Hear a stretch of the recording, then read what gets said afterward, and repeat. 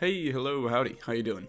Welcome back to another episode of Liberating Louisville, a series where I'm soft-locked to Louisville on insane pop settings with helicopter events set to sometimes.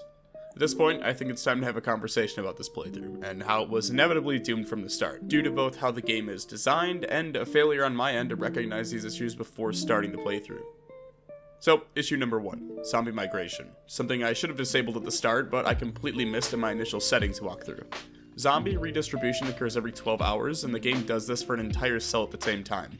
This means that every 12 hours in-game, thousands of zombies will flood back to a recently cleared cell, effectively removing any progress I'll ever be able to make in-game. Rotonaru has a great video on this, I'll link it down in the description, you guys should definitely go check it out as well.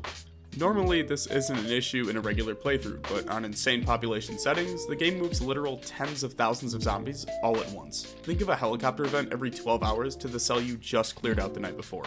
This wouldn't be the end of the world by any means if that was all that was happening. I mean, progress would be more difficult to show, but eventually the numbers would decrease enough that it'd be noticeable in each video.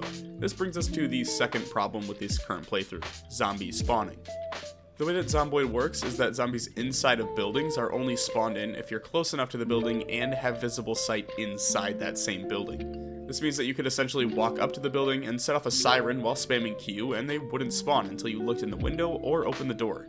Again, not a big deal in a normal playthrough. The big issue comes when you think about just how many buildings are in Louisville. This applies to every house, every gas station, every singular building in the entire game.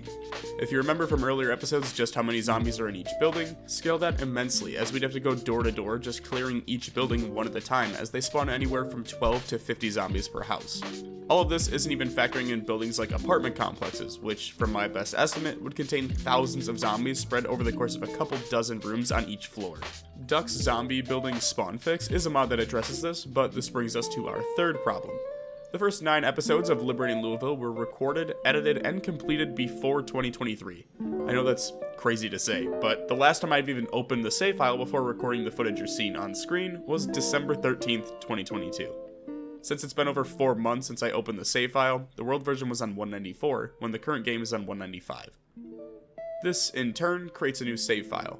Not anything out of the ordinary, but what I found was that when I opened the playthrough to continue where I left off, the zombies had despawned and then respawned just outside of my current loaded area. After talking with some other players, we came to the consensus that this effectively reset zombie spawns for the new save file, completely undoing all of my original work. This is what you saw at the beginning of the video when I first spawned in, and there's no zombies there, even though I haven't touched the file since it was paused almost 4 months ago. My kill count also shows thousands from weapons and fire, but my kill total is somehow stuck on 1. This is all to say that I can still play the game and continue making episodes, but what would end up happening is I'd have to start from scratch, head into the residential area, kill all the zombies on the roads, go door to door to spawn in the zombies and then clear those out, and do that repeatedly, all while dealing with zombie migration, constantly redistributing zombies into the neighborhoods for me to continue fighting, which would get incredibly tedious for me, and to be honest, would probably get boring to watch from a viewer perspective. With all that said, I think it's time to say I failed this challenge. Leaky Bum is still alive and well though. He's not bitten or dead or anything, this save file is just too far gone to continue playing in my opinion. Because of that, I think it's time for him to move on to greener pastures, and maybe move to a different city to liberate. Who knows?